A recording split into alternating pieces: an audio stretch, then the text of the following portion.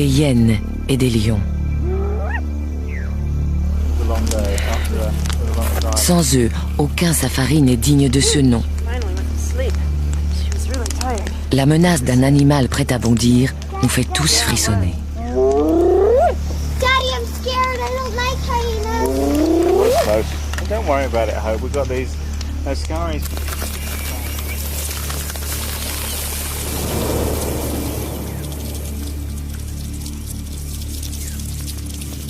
Une communauté impitoyable, programmée pour l'attaque. Yeah, once in a while.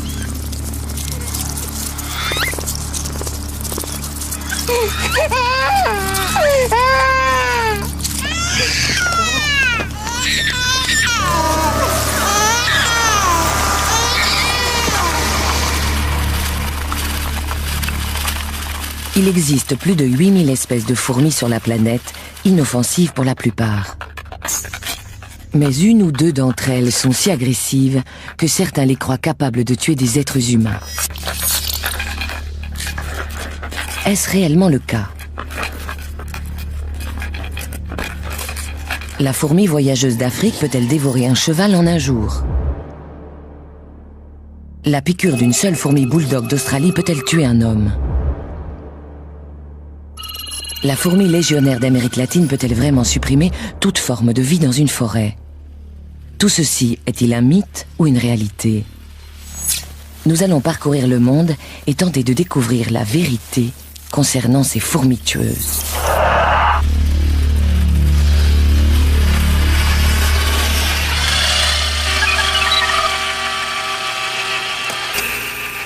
Voici Landcam, la caméra à fourmis conçue pour s'infiltrer là où nul autre objectif n'est encore allé explorer.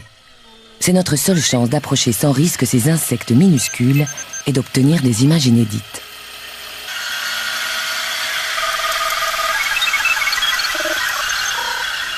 Après des années de mise au point, Landcam est enfin prête à prendre la route. Au Costa Rica, l'autoroute panaméricaine traverse de spectaculaires collines boisées. C'est le parc national de Santa Rosa. Il abrite l'un des insectes les plus meurtriers du monde, la fourmi légionnaire. Dale Morris est naturaliste et photographe. Il va nous aider à pister cette légende vivante.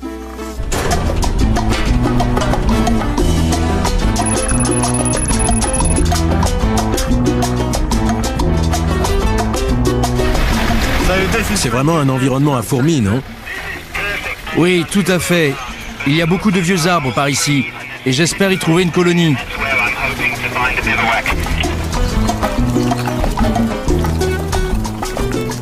C'est chose faite.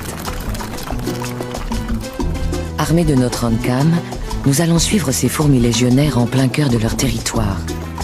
Si l'on en croit les films d'horreur, elles détruisent tout sur leur passage.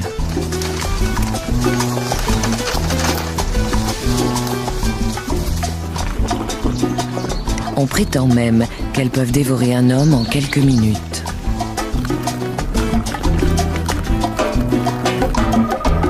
La colonie composée d'1 million d'individus est installée dans ce tronc d'arbre. Comment va se passer la première rencontre avec Landcam? Sera-t-elle attaquée ou réussira-t-elle à les amadouer?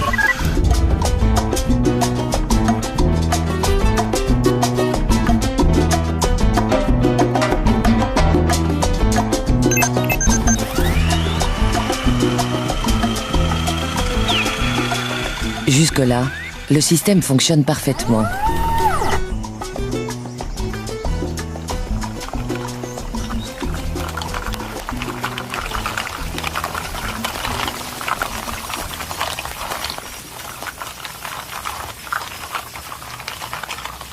En découvrant le nid, on a l'impression de pénétrer dans un autre monde, les structures principales n'étant composées que de fourmis. Plusieurs millions de pattes sont reliées les unes aux autres par des crochets spéciaux, formant des câbles et des supports qui servent également d'ascenseur et de galerie à la colonie. À mesure que Landcam s'enfonce dans le nid, le spectacle devient encore plus déroutant. Chez les fourmis légionnaires, la division du travail atteint des proportions incroyables. Il y a des sentinelles, des ménagères, des fantassins et des nourrices, tous issus d'une même reine. Elles sont motivées par un but commun, nourrir et protéger les centaines de milliers de cocons abritant chacun un bébé fourmi. À part la reine, elles sont armées chacune d'un ovipositeur modifié en aiguillon. Et dans la forêt, tout le monde le sait, tous ceux en tout cas qui sont nés ici.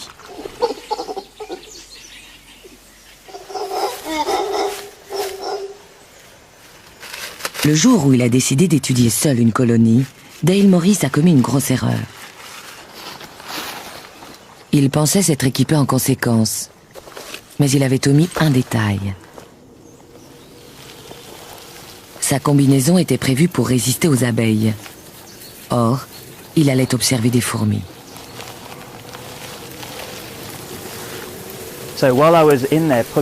J'essayais de faire sortir les fourmis qui me recouvraient peu à peu.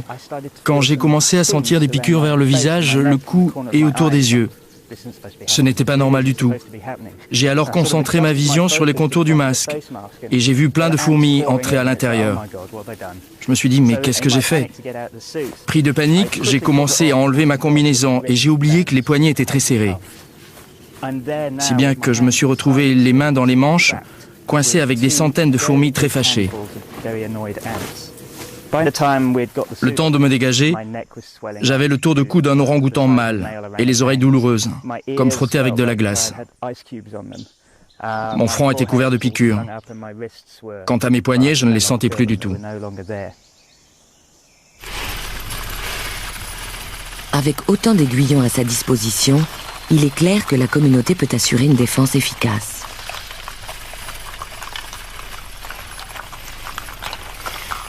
Avant toute chose, la colonie doit pourvoir à son approvisionnement en nourriture. Quel est alors son plan d'attaque?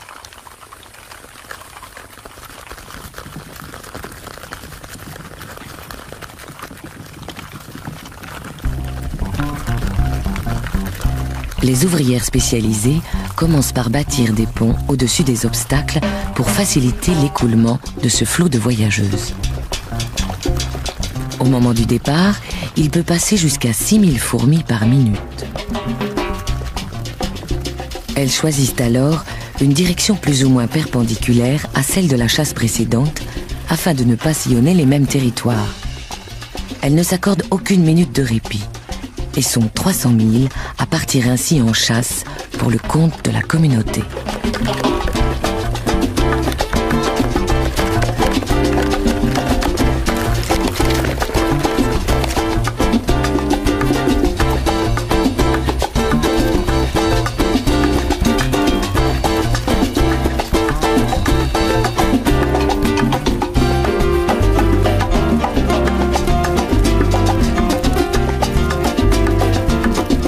L'armée en marche s'organise comme un arbre composé d'un tronc principal qui se divise en branches de plus en plus fines.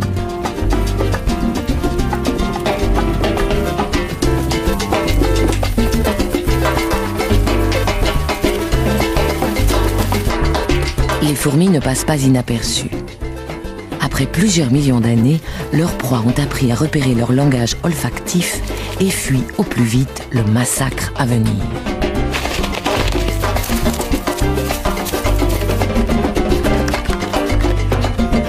Pour ceux qui peuvent courir, c'est le moment ou jamais. Mais la troupe opère des changements soudains de direction. D'abord à gauche, puis à droite. La plupart des fugitifs finissent par être pris au piège. Et les fourmis légionnaires sont sans pitié.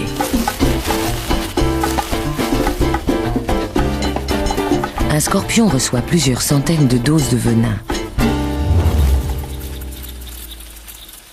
Quelques secondes plus tard, il est submergé. Les fourmis peuvent ainsi immobiliser des adversaires qui font plusieurs centaines de fois leur taille. Voilà pourquoi certains se demandent si les êtres humains ne figurent pas eux aussi au menu des fourmis légionnaires. Cependant, les tortues semblent facilement distancer leur avant-garde.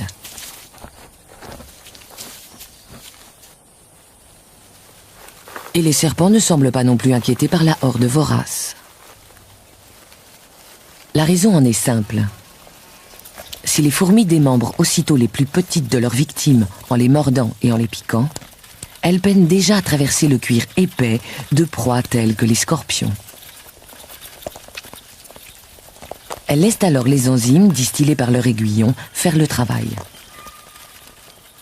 Au bout d'une heure, la proie tombe en morceaux. Elles peuvent ainsi rapporter au nid le repas gargantuesque.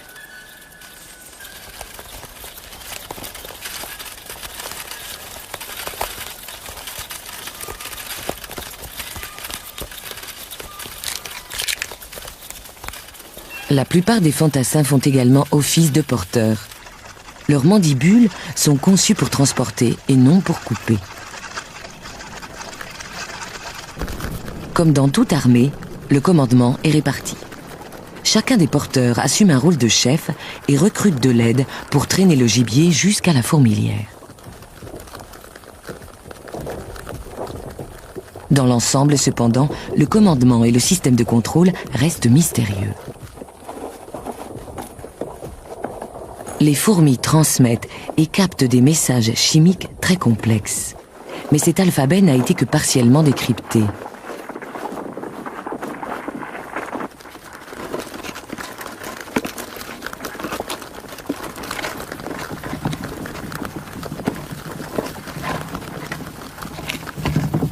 Le pont est toujours en place. Il évite un long détour aux porteurs. Le butin quotidien peut compter jusqu'à 50 000 insectes, araignées et scorpions.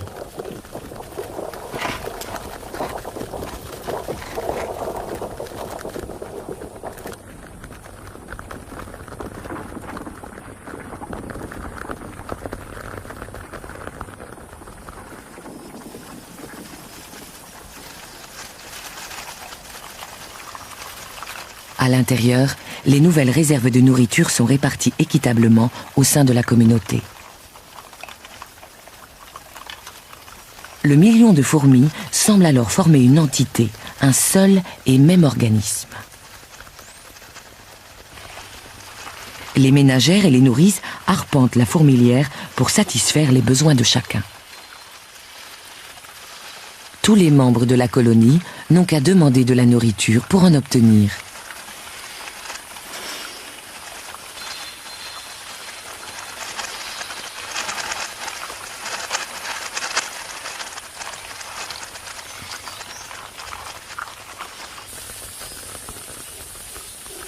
À la tombée de la nuit, il y a de l'agitation dans l'air.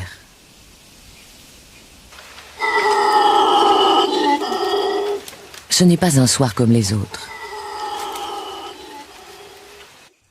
Habituellement, au crépuscule, les fourmis s'accordent un moment de repos et font un peu de rangement après une longue journée de pillage.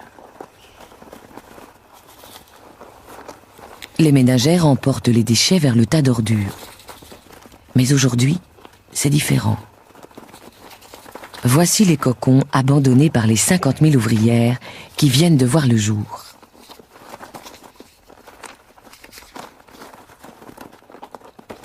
Ce soir, les fourmis vont nous offrir un spectacle unique.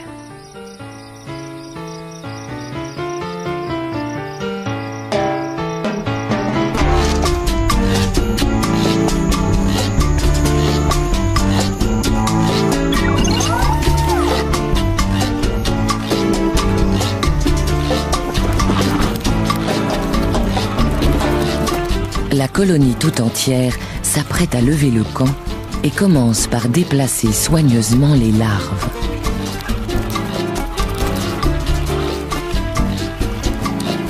Dehors, les grands soldats coordonnent la manœuvre. Ils n'ont que quelques heures pour évacuer l'ensemble de leurs troupes. Comment la décision a-t-elle été prise?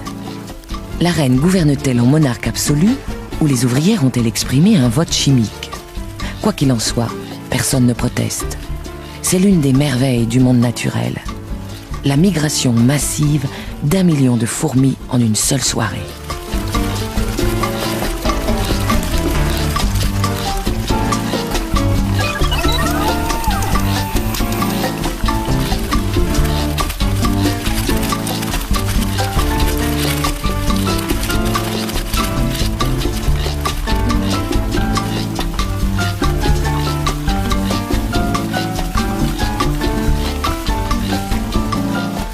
reine reste invisible. Elle échappe aux lumières inquisitrices de Landcam en se dissimulant derrière sa garde personnelle. Seule une lumière infrarouge, invisible pour les fourmis, mais pas pour notre caméra, permet de traverser cet écran de sécurité et d'entrevoir Sa Majesté.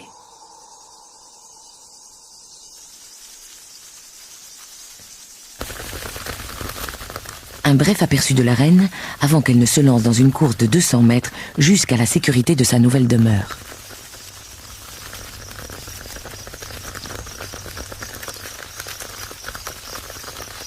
Pour la colonie, c'est le début d'une période d'errance.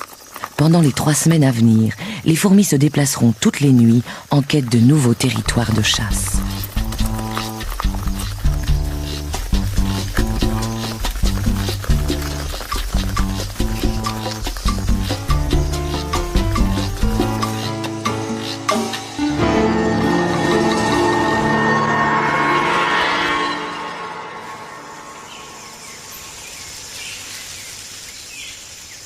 À l'aube, la troupe est déjà en route. Il n'y a pas de temps à perdre. Les nouveau-nés ont faim. Bientôt, les fourmis arrivent à l'entrée du centre de recherche de la forêt tropicale de Santa Rosa. Quel genre de nourriture espèrent-elles trouver ici? Et quelles sortes d'offensives peuvent-elles mener contre les humains? Elles font d'abord le tour de leurs victimes habituelles, dont certaines se réfugient dans des lieux insolites.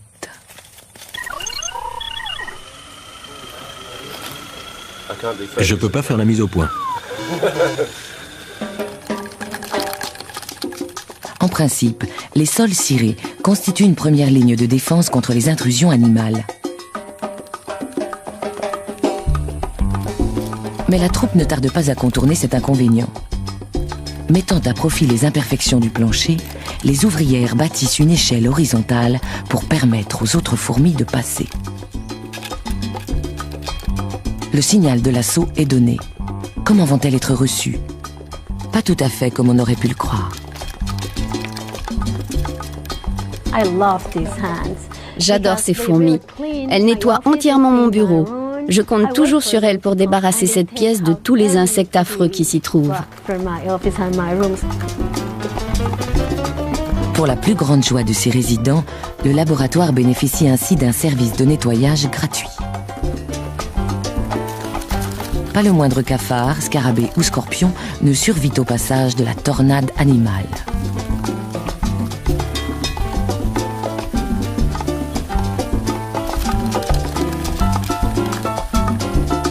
Et qu'en pensent les gens qui vivent en dehors du parc?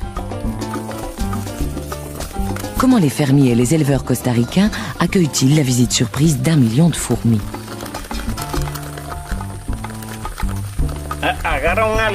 Elles attrapent les scorpions, les cafards.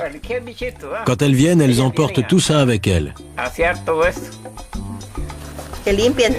Qu'elles nous débarrassent des insectes, des scorpions, des souris, de tout. Dans la forêt, les fourmis légionnaires sont sans doute les tueurs les plus féroces et les plus efficaces.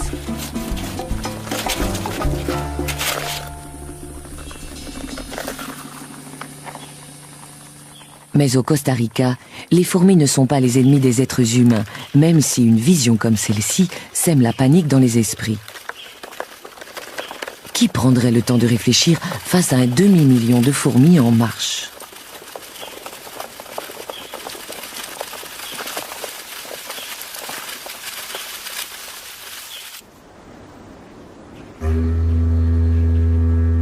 De l'autre côté de la planète, au sud de l'Australie, sur l'île de Tasmanie, vivent des fourmis qui n'ont rien de sympathique. Au cœur des montagnes, les forêts abritent une espèce dont on raconte qu'elle peut tuer un homme en 4 minutes. Les fourmis bulldog sont parmi les plus grosses du monde. Très primitives, elles rappellent les guêpes et sont moins sociales que les fourmis légionnaires.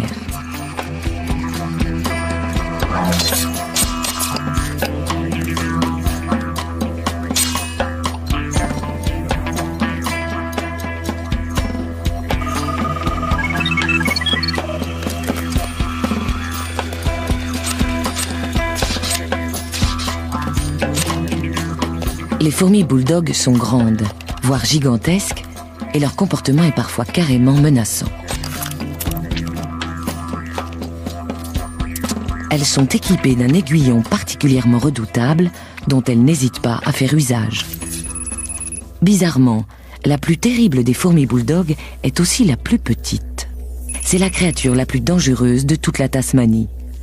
Elle cause plus de morts que les serpents, les araignées, les abeilles et les requins réunis. Voici la fourmi sauteuse. Les fourmis sauteuses vivent en petites colonies de quelques centaines d'individus. Dans les forêts de Tasmanie, elles transportent des pierres pour recouvrir leur nid. Ces cailloux absorbent la chaleur du soleil et protègent ainsi les chambres de couvée de la fraîcheur de la nuit.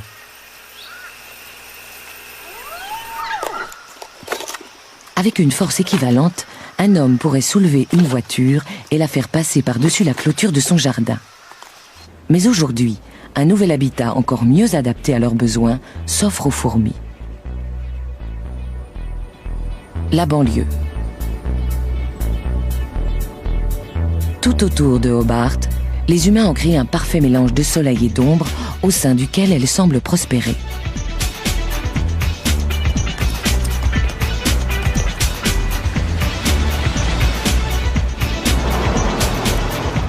Désormais, ces fourmis sont ici chez elles.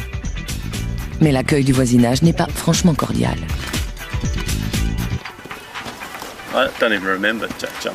Je crois que mon premier souvenir des fourmis sauteuses remonte à mes 10 ans. J'ai découvert quelle sale bestiole c'était le jour où j'ai trouvé un nid et que j'ai décidé de les exciter un peu. J'ai pris un bâton et j'ai commencé à taper sur la fourmilière. Je m'amusais plutôt bien, mais un quart d'heure plus tard, sans que je les ai vues arriver, 2 d'entre elles se sont glissées dans mon pantalon. Et il y en a une qui m'a piqué à l'entrejambe. Et j'ai compris que j'étais mal parti.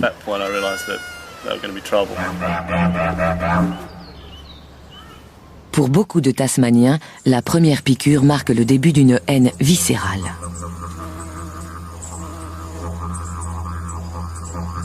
La terre fraîchement retournée de ce jardin est bien meuble. En quelques jours, les fourmis sauteuses peuvent y creuser des galeries.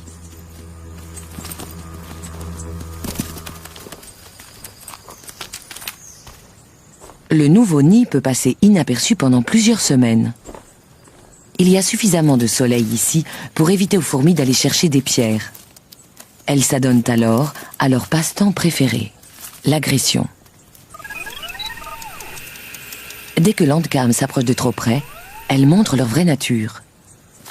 Dotées d'une excellente vision, elles nous repèrent immédiatement et ne craignent pas de se battre si nécessaire.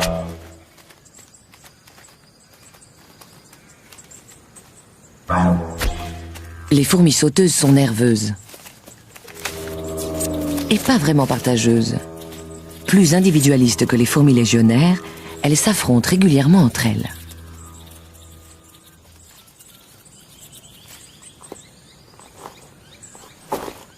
Ces combats singuliers ont pour enjeu la domination du nid. Les autres n'interviennent pas.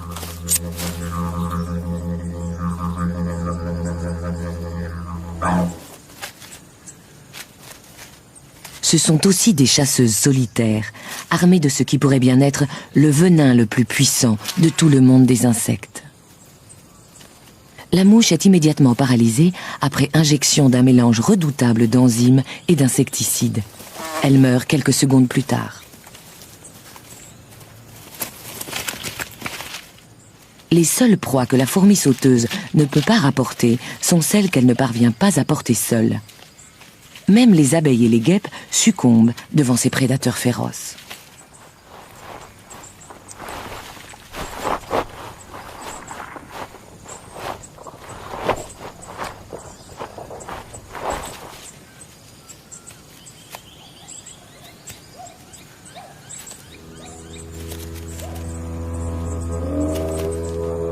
Ce sont de vraies guerrières. Les moindres mouvements ou vibrations les mettent en alerte. Et bien souvent, nous en faisons les frais.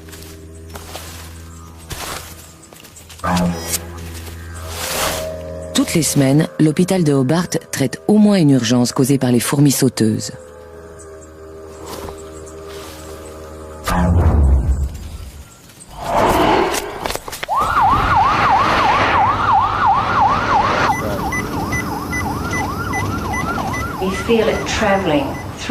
On sent le venin voyager dans le corps et ça devient chaud, comme si un liquide brûlant courait dans vos veines.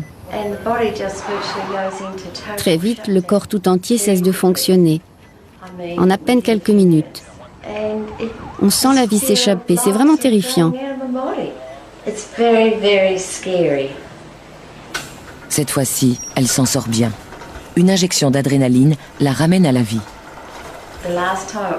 La dernière fois, il s'est passé 7 minutes entre le moment où on a appelé l'ambulance et le moment où elle est arrivée. On ne sentait déjà plus mon pouls, ni aucune des fonctions vitales. Le docteur Simon Brown est spécialisé dans le traitement des chocs anaphylactiques, les réactions allergiques graves. Environ 1% de la population présente des antécédents de réactions graves, exigeant un traitement à l'adrénaline. Ça fait 4000 personnes susceptibles de mourir en cas de piqûre. Le chercheur tente de mettre au point une solution ingénieuse à cette menace. Il commence par aller chercher quelques spécimens de ces terreurs miniatures en prenant soin de ne pas se faire piquer. C'est leur venin dont il a besoin. Utilisé à dose homéopathique, il peut peut-être servir d'antidote.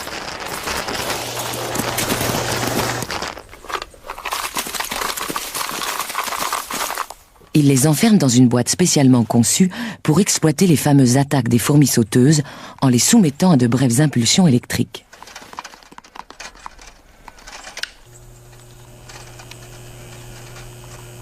Dès que le courant traverse les fils conducteurs, elles s'énervent et piquent la surface du verre.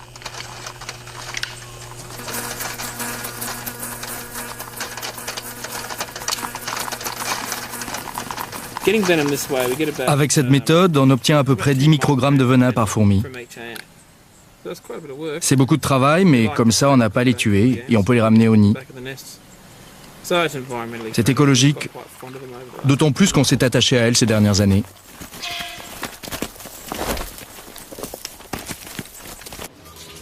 Lors du protocole médical, le Dr Brown administre un antidote à base de venin à la moitié des patients. S'il est efficace, ils réagiront à peine à la prochaine piqûre. Les autres reçoivent un placebo, une injection neutre destinée à leur faire croire qu'ils ont été vaccinés. Pour les différencier, on utilise ensuite l'épreuve de l'aiguillon, un test en double aveugle standard. Le Dr Brown lui-même ne sait pas qui a reçu le vrai vaccin. Pour quelqu'un qui a grandi avec une peur mortelle de ces fourmis, c'est une véritable épreuve.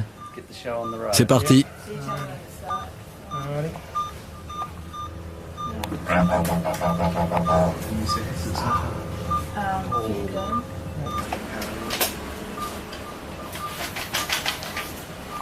Après quelques minutes, il est clair que Brent fait une réaction.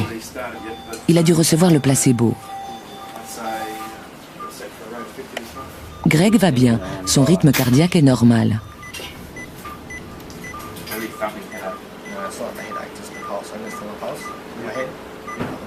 Le visage de Brent devient rouge. Son pouls s'emballe. Sa tension artérielle monte en flèche. Il présente tous les symptômes d'un choc anaphylactique. Son corps déclenche une réaction de panique face à l'invasion du venin. Sans adrénaline, il pourrait mourir en quelques minutes d'une crise cardiaque ou de suffocation, car l'air ne passe plus dans ses voies respiratoires.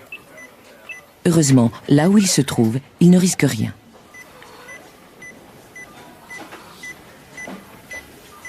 La bonne nouvelle, c'est que le traitement du Dr Brown est efficace. Aucun des patients vaccinés au venin n'ont réagi à la piqûre. Brent n'aura plus jamais à vivre pareille expérience. D'un point de vue allergique, la fourmi sauteuse peut être considérée comme la plus dangereuse de toutes les fourmis. Elle est agressive, elle s'éloigne beaucoup du nid et elle pique tout ce qui bouge. Si elle était aussi répandue dans le reste du monde, des centaines de milliers de gens vivraient sans doute avec la peur quotidienne d'être piqués et d'en mourir.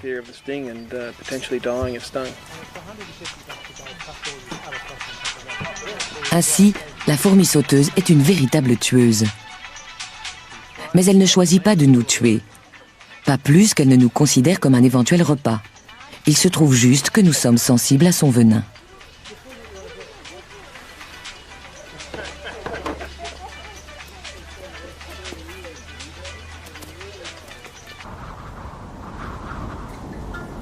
De l'autre côté des mers, en Afrique orientale, vit une fourmi vraiment terrifiante et qui pourrait bien ne voir en nous qu'une réserve de chair fraîche. Les versants du mont Meru, en Tanzanie, sont tapissés d'une forêt luxuriante, mais étrangement silencieuse. Où sont donc passées toutes les silhouettes familières de la faune africaine? Les éléphants eux-mêmes ont disparu. Certains ici blâment ces fourmis. Les fourmis voyageuses, également appelées les siafous.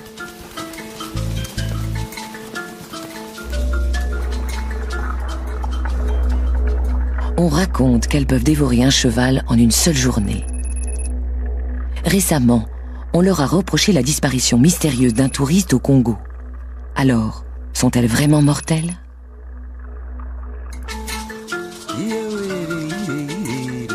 Dans presque toute l'Afrique, les nomades se sont fixés et ont défriché la forêt. Sur le mont Meru, les Maasai cultivent désormais des bananes, du maïs et des haricots pour nourrir leur famille. Ils vivent à l'écart de la faune locale, à une exception près, les siafous.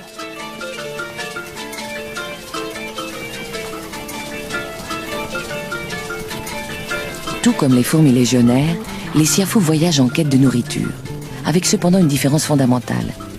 La colonie ne compte pas 1, mais 20 millions d'individus qui mettront 4 jours à accomplir leur exode.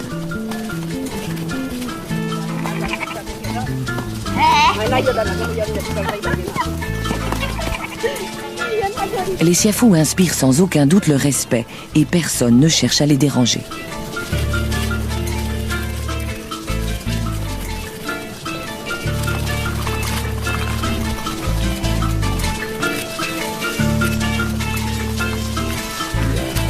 Pour les Maasai, ce sont elles qui ont poussé les éléphants à quitter la forêt en envahissant leurs trompes et en pénétrant dans leurs oreilles. Mais ils pensent aussi qu'elles ont une mission précise à accomplir sur Terre.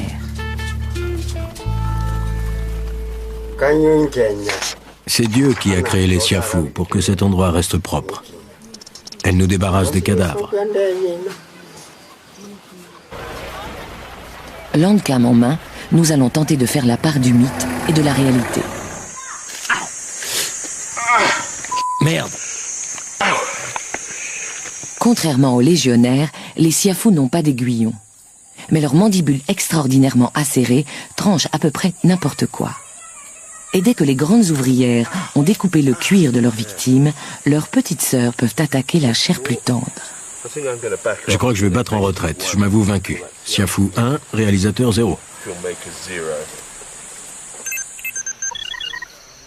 D'où l'utilité de Landcam. Elle ne connaît pas la douleur.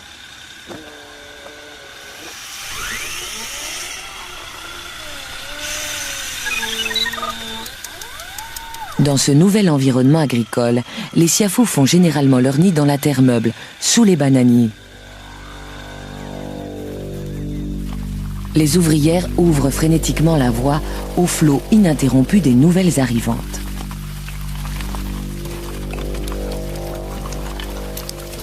Elles sont totalement aveugles. Tous les ordres se transmettent par le toucher et l'odorat. Leurs corps sont couverts d'émetteurs et de capteurs chimiques. Dans cet univers obscur, elles creusent une fourmilière pouvant accueillir 20 millions de leurs sœurs.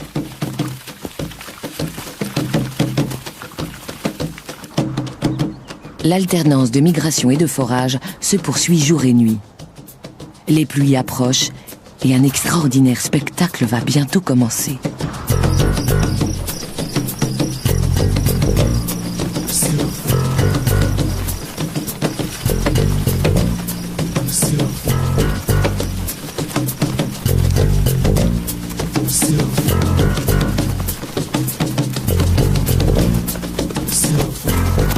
non loin de la communauté, une étrange créature rôde, comme attirée par la colonne de fourmis.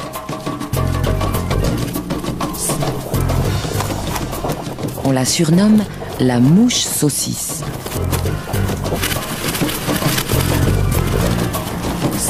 À peine croise-t-elle leur chemin qu'elle est attaquée par les fourmis.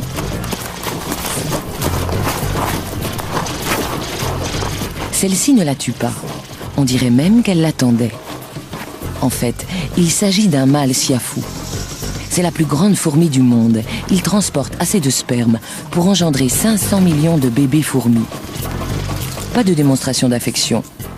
Les fourmis le clouent au sol et lui coupent les ailes, faisant de lui leur prisonnier.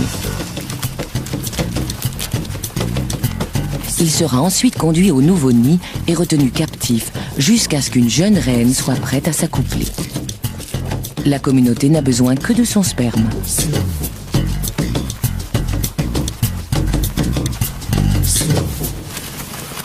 La colonne s'enfonce sous terre avant d'atteindre enfin le nid. Landcam braque ses lumières sur les sentinelles qui montent la garde contre les prédateurs souterrains.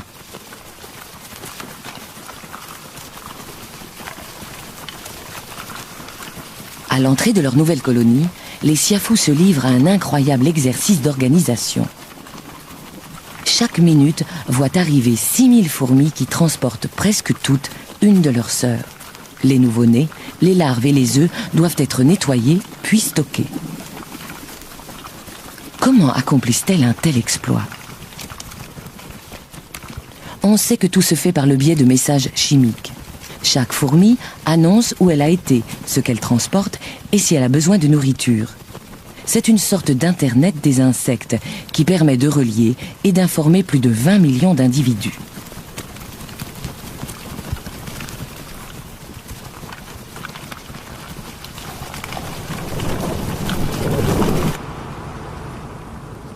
Dans ce gigantesque bunker souterrain, les siafous ont élevé l'organisation sociale au rang d'art.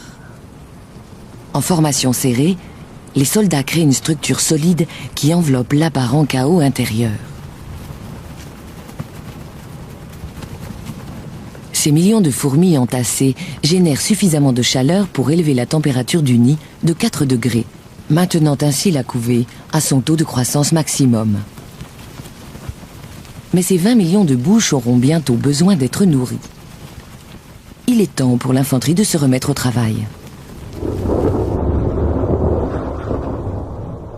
Les siafous passent la plus grande partie de l'année à sommeiller en menant une vie exclusivement souterraine. Mais avec l'arrivée des pluies, l'air se remplit d'insectes. Et c'est ce qui attire les fourmis à la surface. Les plus féroces prédateurs d'Afrique émergent alors par millions.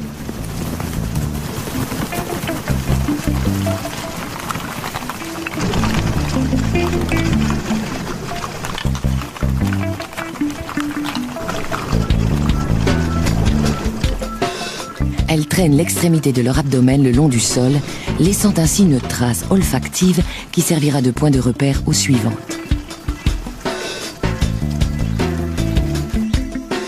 Elles se dirigent vers un champ de haricots. Pour tous ceux qui s'y trouvent, c'est l'apocalypse.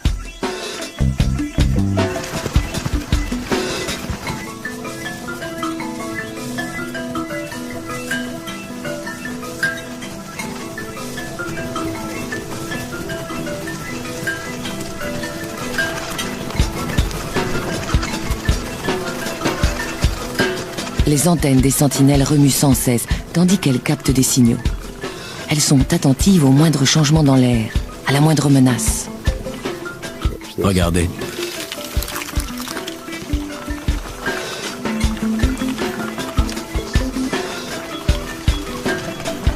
La colonne s'enfonce plus avant dans les champs des Maasai. Les fourmis ne sont pas les seules à s'être multipliées. Des millions d'insectes et de scarabées se sont attaqués à la succulente récolte.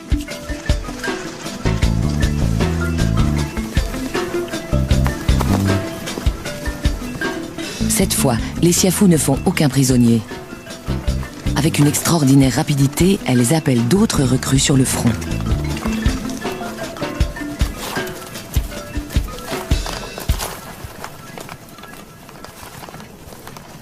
Malgré leur cécité, elles sont d'une précision chirurgicale quand il s'agit de découper leur proie pour s'introduire à l'intérieur.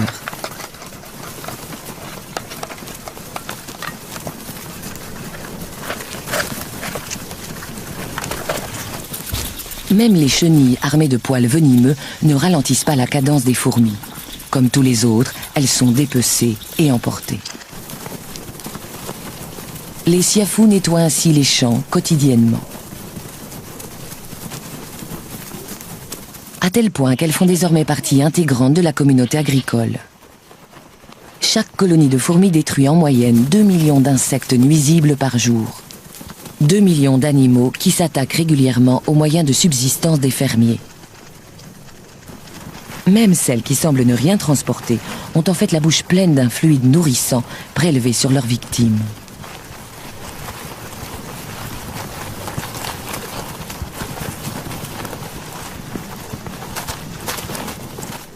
C'est une sorte de désinsectisation naturelle, et les fermiers Maasai mesurent parfaitement la valeur de leur intervention.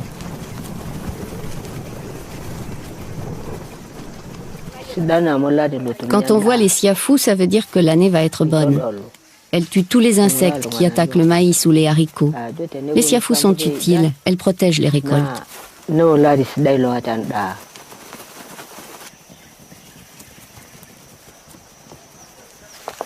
Tout ce qui est comestible et ne parvient pas à fuir est tué et dévoré. Les souris, les rats et les serpents sont tous au menu.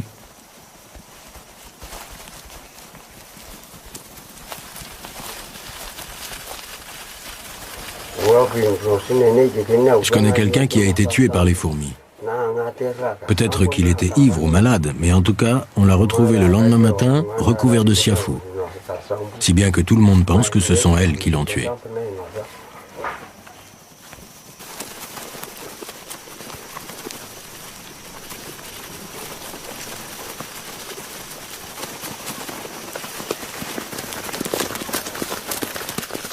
Les siafous ont un goût prononcé pour la chair humaine, et leurs troupes sont innombrables. Doit-on pour autant en déduire qu'elles attaqueraient délibérément des hommes dans l'intention de les manger ? C'est une menace que les Maasai prennent très au sérieux. Ils font en sorte de toujours garder leurs bêtes hors de portée.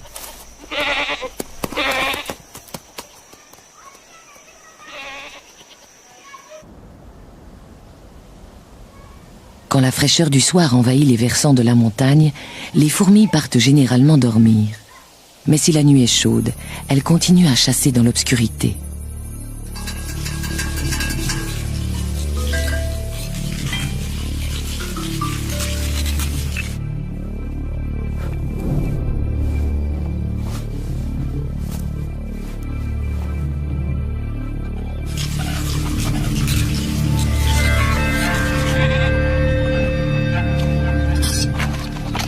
Les volailles sont enfermées dans le poulailler, à l'abri des mangoustes.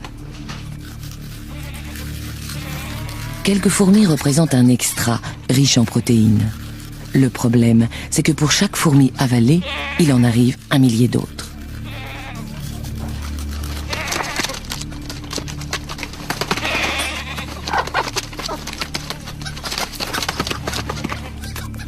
Conscientes du danger, la plupart des bêtes tâchent aussitôt de s'enfuir.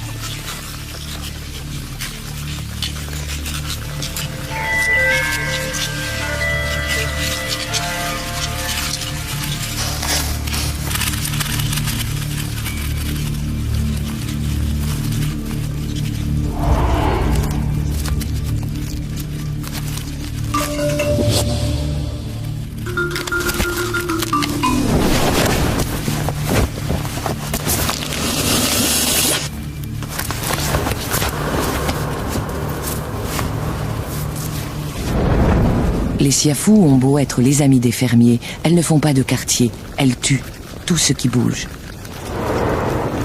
Le feu est le seul moyen de les arrêter, mais pour les poules, il est déjà trop tard.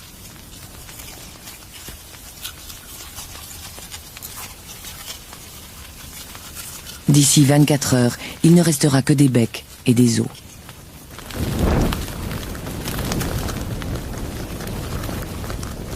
Pour les siafous, la mort d'une centaine de milliers de soldats est sans conséquence.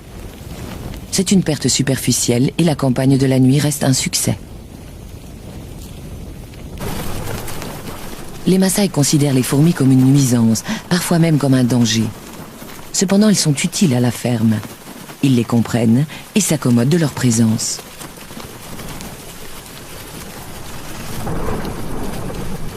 Mais pour les étrangers, la toute première rencontre avec les fourmis voyageuses est souvent problématique. Aujourd'hui encore, de terrifiants récits circulent. On était venu rendre visite aux Maasai avec des amis à nous. Ils vivaient dans la région et avaient amené leur bébé avec eux. L'enfant était fatigué, si bien que j'ai suggéré de le mettre au lit. Je leur ai montré la tente et je suis revenu près du feu, où j'ai continué à profiter de la soirée. Et puis tout d'un coup, le bébé s'est mis à hurler. On a couru à la tente. Il était couvert de siafous. C'était affreux. Je suis sûr que si on n'était pas arrivé, les fourmis auraient pu facilement le tuer.